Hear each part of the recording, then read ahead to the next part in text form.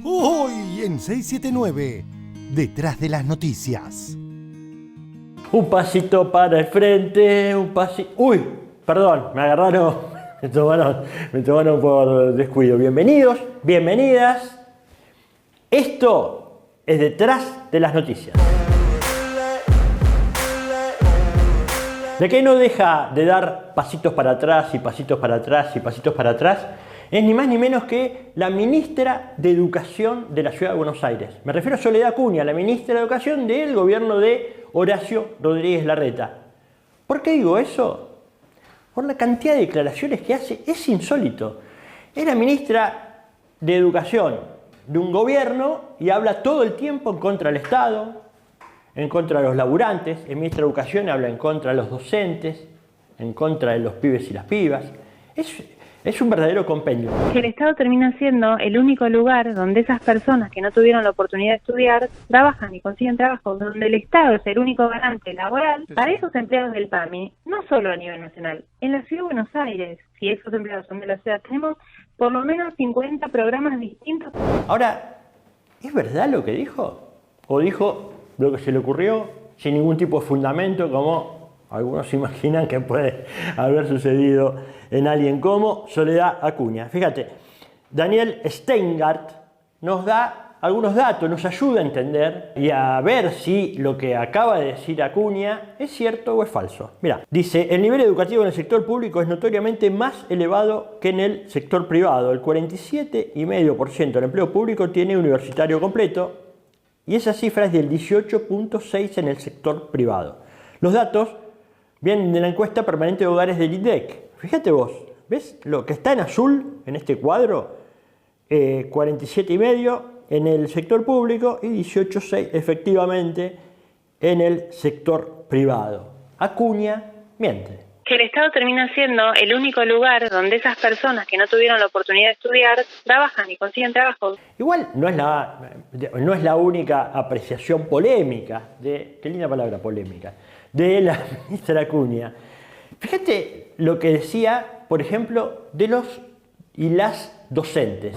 Son personas cada vez más grandes de edad que eligen la carrera docente como tercera o cuarta opción luego de haber fracasado en otras carreras. Y si uno mira por nivel socioeconómico, que no debiera ser como un determinante, pero si uno mira en términos de capital cultural y de experiencias enriquecedoras al momento de aportar para el aula, la verdad que son de los sectores cada vez más bajos socioeconómicos los que eligen estudiar la carrera docente. Pero eso no es todo, esos son los docentes. Fíjate cuando tiene que hablar de los alumnas y alumnos, generalmente tiene algo, ¿no? Que podríamos decir algo de clase. El problema son las clases populares. Fíjate lo que opina, eso que escuchamos era de los docentes, de los y las docentes. Ahora escuchá lo que piensa de los pibes y pibas que tienen dificultades para ir a la escuela y se le agrava por su situación económica, viven en un barrio precario, etc.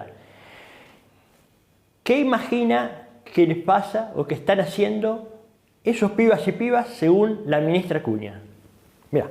Hay muchos chicos que quedaron con la pandemia afuera de la escuela, ¿no? ¿Qué se está haciendo para recuperarlo? No hay datos oficiales, concretos, reales sobre cuántos chicos abandonaron la escuela a nivel nacional.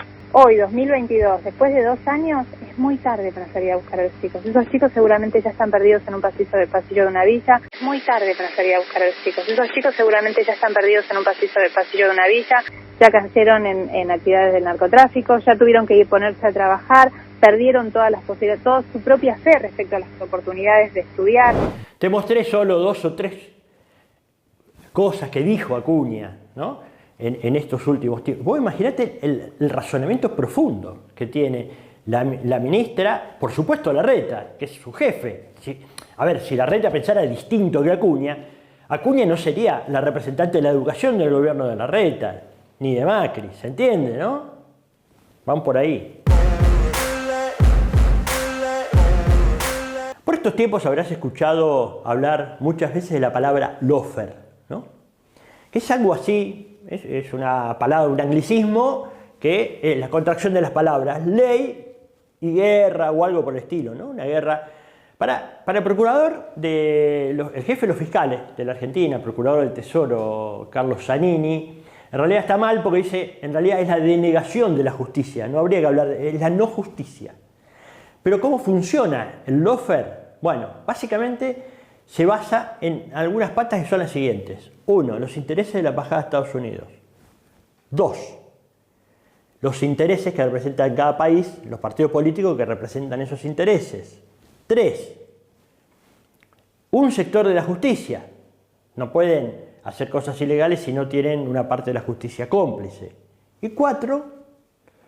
Algunos medios de comunicación que son los que permiten que la gente no se indigne cuando se comete una irregularidad o cuando se le deniega justicia a cualquier ciudadano, ¿no? Lo primero es estigmatizar a un colectivo determinado. Es una técnica que se usó históricamente. No hubiera, por ejemplo, hacer lo que hizo Hitler si primero no estigmatizaba a algunos colectivos, los judíos, los gitanos, los comunistas, etc. No podían los milicos hacer lo que hicieron en la Argentina si no había también todo un caldo de cultivo que iban generando también en la opinión pública los medios, ¿no? De eso se trata el lawfare. Pero vamos a traerlo más acá, ¿te parece? Fíjate, esta semana se conoció esta noticia.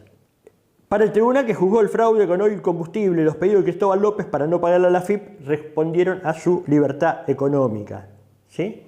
Igual ponen la palabra fraude cuando no hubo fraude, es raro, pero lo cierto es que no hubo delito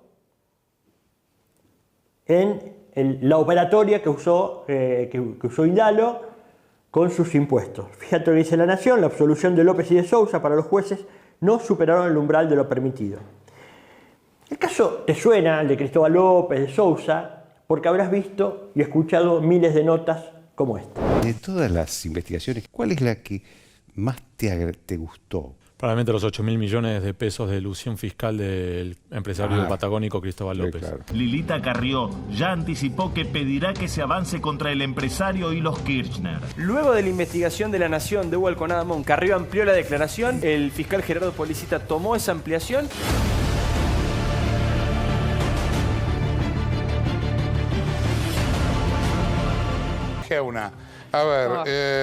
¿Cómo se quedó Cristóbal con 8.000 millones para hacer crecer su holding? Así es, lo estuvimos hablando toda esta semana a partir de la nota que salió el domingo en La Nación. En realidad, lo que hizo López es lo que hacen muchos contribuyentes en Argentina y en todo el mundo, que es acogerse a planes de pago de las agencias de impuestos de cada uno de los países, ¿no? Planes de pago como estos. Mirá, entré en la página de AFIP, fíjate, ¿ves? Uno puede los impuestos o pagarlo a contado o pagarlo en cuotas. ¿Se entiende? Es como si vos vas a pagar algo y das la tarjeta. No es que estás evitando pagar, sino que pagás en cuotas. Eso que parece tan normal, una operatoria con cheques, vos das los cheques, no es que no pagás, das los cheques, ¿no? Entonces cuando accedes a una moratoria, te comprometés a pagar lo que debes en una cantidad determinada de cuotas. Eso es lo que hicieron. Parece súper razonable. Ahora los medios nos hicieron creer que en realidad era un robo, un afano, ¿no? Muy raro. Llegó Macri al gobierno y ¿qué pasó? Mirá, La Nación. Ordenan detener a Cristóbal López por un fraude millonario contra el fisco. Su socio de Sousa fue apresado ayer en Puerto Madero. El juez sostuvo que estafaron al Estado con la ayuda de Echegaray. Apenas llegó Macri, hizo esto. Ahora, hay que decir, hay que entender que estos empresarios, además, eran dueños del principal multimedio crítico del macrismo, ¿no? El grupo Indalo, con C5N, Radio 10 y varios medios, ámbitos financieros que no eran macristas. Entonces, ¿qué hicieron? Los metieron en cana, así como escuchás. ¿Con qué? Con un invento. Fíjate, los metieron en cana. Ahora, ¿qué pasó? Cuando llega algún juez o fiscal amigo de Macri, cuando llega, sube de instancia, llega a la sala, revisan el fallo y dicen, no hay delito acá, ¿por qué lo metieron en cana? Entonces, ordenan liberar a Cristóbal López y a de Sousa. ¿Qué pasó a partir de entonces? Ahí viene el segundo mecanismo que tiene que ver con el lawfare. Empezaron las denuncias en los medios contra los jueces esta vez, no solo contra los empresarios, sino ahora fueron contra los jueces. Fíjate, denuncian nexo entre el juez Fara y Cristóbal López, el Consejo investigará el patrimonio del camarista Ballestero, le pidieron al Consejo de la Magistratura investigar el patrimonio, La Nación pidió la declaración jurada de Ballestero, ¿sí? ¿Y qué pasó? Separaron a esos jueces y volvieron a encarcelar a Cristóbal López y de Sousa. Así como lo escuchás. Corrieron a los jueces que dijeron, acá no, la verdad yo no encuentro el delito.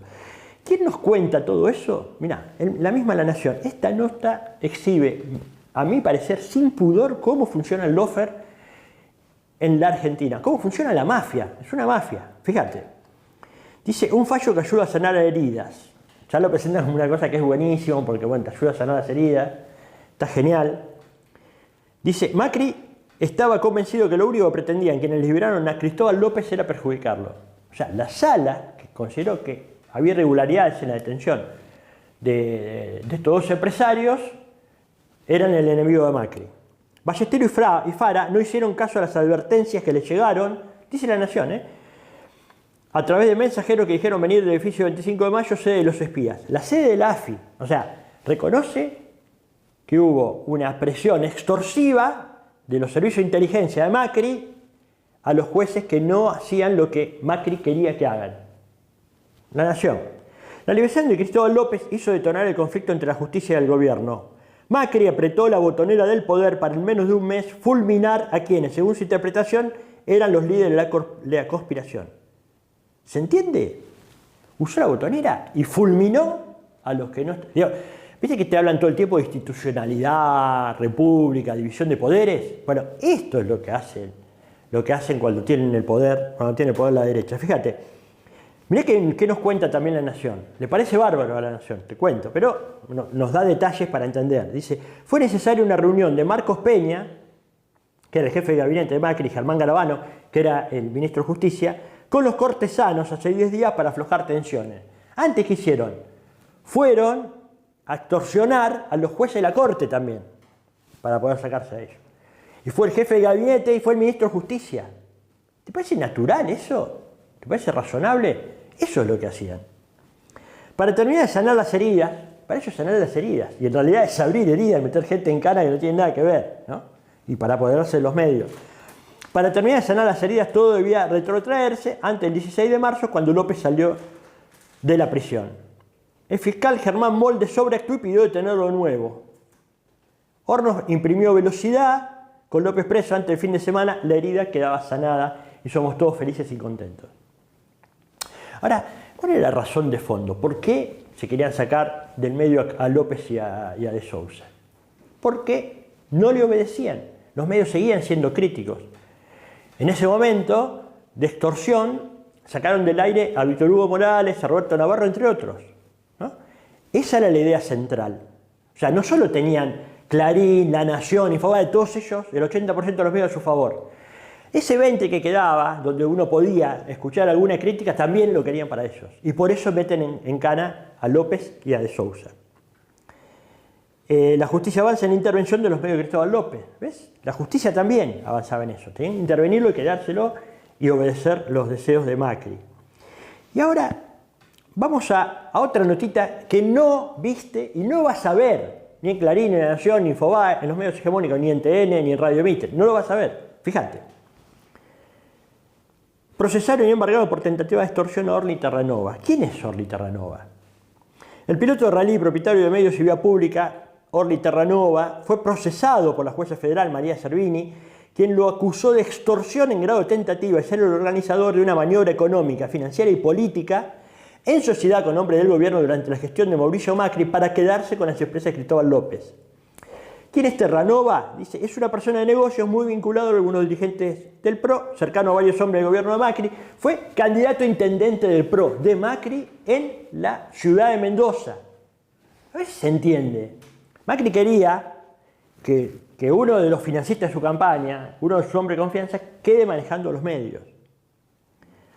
Si eso no es la mafia, no sé qué es la mafia. Mirá, en el proceso hubo una importante cantidad de llamadas entre funcionarios y personas cercanas a Macri, Terranova y otros. José Torello, Mario Quintana, Nicky Caputo, Pepín Rodríguez Simón, te mandamos un saludo. ¿Estás en Uruguay descansando ahí? ¿Estás prófugo? Te mandamos un saludo, Pepín. Emilio Monzó, Rogelio Frigerio, Javier Iguacel y el por entonces senador nacional mendocino Ernesto Sanz. Saludo para los amigos radicales. Aparecen mencionados en mails y comunicaciones telefónicas relacionados al caso. Y otra noticia que también vas a ver escondida por ahí. Es el fallo que cuando ordena, digamos, cuando dice que son inocentes, López y de Sousa, la justicia hace referencia al origen de todo, a la nota que hace Alconada Mon en La Nación. Y dice lo que siempre te decimos. En general, los cuentos lo que hacen es una especie de literatura fantástica. Escriben un libreto, inventan un libreto, donde ya están determinados los culpables y los inocentes, y te lo cuentan. Es literatura, no es información, no es periodismo lo que hacen. ¿Qué es lo que hacen? Fíjate, lo dice en una palabrita muy sencillo. La Cámara que ordena la liberación de Sousa y de Cristóbal López dice: fue cuento que un consumidor tenga que ver con el fenómeno que hace la conceptualización del impuesto, etc. O sea, lo dice, fue cuento. Todo lo que armaron fue cuento. Le dieron un libreto a Alconada Mon y Alconada Mon lo publicó, y a partir de ahí empieza todo lo que te conté. ¿No? Todo eso que te conté, lo contaron, empezó con una nota en La Nación. Así intervienen los medios también en esto. Ahora, él escribió todo eso, pero cuando fue a la justicia, ¿qué hizo Alconada Mon? Mirá lo que hizo. Mirá. ¿Usted tomó conocimiento que hubo una pericia que se realizó en esta causa donde justamente desmiente esa información? No, señor. La deuda que usted menciona aquí sobre 8.000 millones de pesos, ¿sabe si era deuda exigible? No lo sé. ¿Usted sabe, en el caso específicamente del primer plan, a marzo del 2016, cuánto se llevaba pagado de ese plan? No, ignoro. No. ¿Usted sabe cómo comercializa sus productos Oil Combustibles? En sus artículos usted hace referencia a que Oil Combustibles vendía sus productos al público, aparentemente, por lo que surgiría de ahí. ¿Es así? Ahí tiene un ejemplo es un error que cometí. Lo definí como agente de percepción o agente de retención, y en realidad no lo es, sino que tiene una calificación sujeto obligado de la... ¿Las personas a las que usted consultó nunca le explicaron esto? Increíblemente, no. ¡Qué chanta, Alconada! ¡Qué chanta! ¿Cómo escribís cosas que no entendés ni un centímetro? Preocupate un poco por averiguar antes de ponerte a escribir y presentarte como un genio del periodismo de investigación. ¡Chanta! Estos días estarás viendo una fuerte discusión sobre la posibilidad de suba de retenciones. ¿Sabes que hay una guerra entre Rusia y Ucrania, una de las zonas, de las principales productoras de granos del mundo? Y eso está afectando el precio, no solo de los granos y los alimentos, sino también de la energía, porque también es una zona que produce gas, por ejemplo. Entonces eso modificó y puso en crisis a todo el mundo con respecto a estos dos temas tan importantes como son la energía y los alimentos, ¿no? ¿Qué hace el gobierno al respecto? Y frente a una suba inusitada del precio de los alimentos, bueno, decide subir 2 puntos de retenciones a 2 productos procesados, y son el aceite y la harina. Entonces, ¿qué pasó? Los medios empezaron a escandalizarse por esto. No solo hay que decir que aumentó al doble en unos meses nada más el valor en dólares de estos productos, sino que además tiene que ver con la guerra en Rusia. Hay que recordar que venimos de una pandemia, de una guerra y de un acuerdo muy difícil con el Fondo Monetario Internacional. El PRO se puso a la cabeza de los reclamos. Qué raro, ¿no? La sociedad rural y el PRO. Ahora, el PRO había subido las retenciones también. 2 puntos a pesar de prometer que las iba a eliminar. ¿Te acordás? ¿Qué decían ellos en ese momento? ¿La tenemos a Vidal? Hola María Eugenia, ¿qué pensás del tema? A ver. Tanto el presidente como yo sabemos que las retenciones son un impuesto distorsivo. Es un impuesto de emergencia y lo queremos considerar como un impuesto de emergencia. Ahora probablemente diga que tenemos un problema por la guerra y que como están aumentando los precios de los productos agrícolas, tiene que imponer más derechos de exportación o retenciones al campo para poder regular el precio interno. Eso también es falso. Sabemos que las retenciones son un impuesto distorsivo. Es un impuesto de emergencia y lo queremos considerar como un impuesto de emergencia. Che, María Eugenia, es un impuesto distorsivo y de emergencia. Y ustedes no solo le subieron las retenciones, sino después nos endeudaron con 50.000 millones de dólares con el Fondo Monetario Internacional, el préstamo más grande de la historia del fondo y el préstamo más grande de la historia de la Argentina. Estamos hasta las manos, entregados de pies y manos ahí. Encima, la pandemia. Y encima, la guerra. Pero para ustedes ahora no pasa nada. No hay ninguna crisis. Genial. El que también es un genio de los genios es Macri. No solo está involucrado en más de 100 causas penales, judiciales, central, en espiar por ejemplo, a los familiares de los tripulantes del submarino San Juan, entre otras causas que, por ejemplo, para irse al exterior tiene que pedir permiso. Esta semana quiso salir Macri del país y pidió a la justicia que no revele cuál era su destino, que sea secreto. La justicia dijo, no, decinos a dónde te vas y por qué, y queda anotado en la causa, ¿no? Se supone que de eso se trata la justicia, también de transparentar su accionar. Y ahí nos enteramos que Macri se iba a Italia a jugar a las cartas, a un torneo de bridge. De bridge, viste que él es gordo, ¿entendés? Vamos a jugar bridge. Se fue a jugar a las cartas a Italia. Antes de irse, antes de tomarse el avión, dejó una carta diciendo que él, que su bonomía, su bondad, nos salvó del default. Mauricio Macri, a través de sus redes sociales, publicó una carta celebrando, sorprende, pero sí, celebrando, porque la titula Evitamos el default. Asume como propio el entendimiento con el Fondo Monetario Internacional que pasó precisamente por el Congreso. Y además lo que llama la atención es que comenta la realidad, pero obviamente omite hacer referencia a cómo se generó este endeudamiento y por qué se evitó el default. Macri miente abierta, descaradamente respecto de la deuda. Mídase como se mida, ¿eh? Una medición, por ejemplo, muy difundida es la deuda pública total, bruta. Bueno, esa deuda pública total, lo dicen los registros oficiales, lo ha publicado Chequeado, los diarios afines al macrismo, subió de 240.000 a 323.000 millones de dólares en los 4 años que Macri gobernó. Esos 83.000 millones de dólares de diferencia son la que le prestó Wall Street al principio y la que le prestó el Fondo Monetario al final. Mauricio Macri publicó una carta celebrando. La titula Evitamos el default. Genio, ¿para qué vas a un campeonato? Si ya sabemos que sos el campeón del mundo. En realidad tenía que ir a jugar al truco, porque para mentir no hay como vos. A veces, entiendo, resulta difícil, los canales de televisión de cable y eso tienen 24 horas de programación. Y a veces te puede pasar que te quedás sin noticias, sin saber qué contar, qué decir. Cuando pasa eso, en La Nación Más tienen un truco que es genial. Inventar una noticia. Toman una imagen por ahí y a partir de ahí inventan. Raro, ¿no? Mira qué pasó esta semana. Tengo entendido que ayer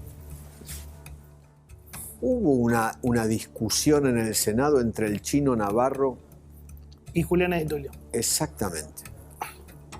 Sí, no sé si fue por eso. Juliana es Cristina, ¿no? Juliana es Cristina. Claro.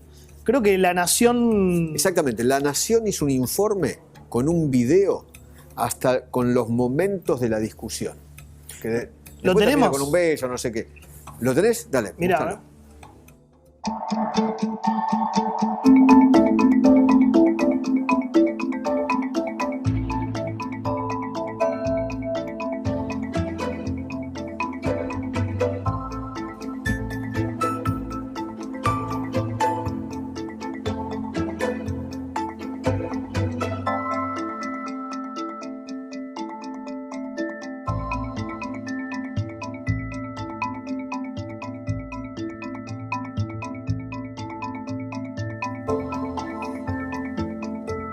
Al fondo, se están peleando. Sí. Se fueron todos y seguían discutiendo. Mirá, y pasan los minutos.